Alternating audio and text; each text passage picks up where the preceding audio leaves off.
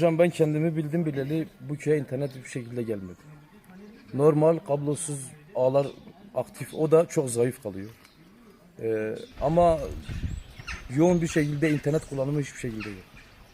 Bizim köyümüz Büyük Çiftlik beldesine bağlı. Biz mahalleyiz. Ben eski muhtarıyım. Muhtarlıktan sonra 5 yılda encümenlik yaptım. 10 yıldan beri bizim köye hat çektiler. İnternet hattı. Bir direkt diktiler.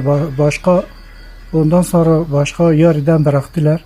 Başka hiçbir şey yapmadılar. Şimdi köyümüz 150-160 hanedir.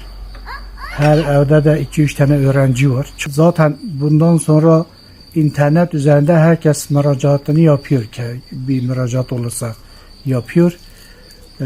Bir ihtiyacı varsa zaten internetten yapıyorlar. Devlet kapıları şimdilik hepsi internet oldu. Bizim köy bu kaç yılda biz müracaat da ettik. Hakkari'ye de gittik. Müracaat ettik, dilekçelerimizi verdik. Dediler biz yapacağız, yapmadılar. Şimdiye kadar da yapmadılar. Bizim köyümüz çok mağduriyet çekiyor. Telefonla çekmiyor ki. 3 tane mesela ne Vodafone çekiyor, ne Turkcell çekiyor, ne Türk Telekom zaten hiç çekmiyor köyde. Öyle köyler mağduriyeti çekiyorlar. Yani devlet bunu bir çaresini yapsın. Biz bunu istiyoruz.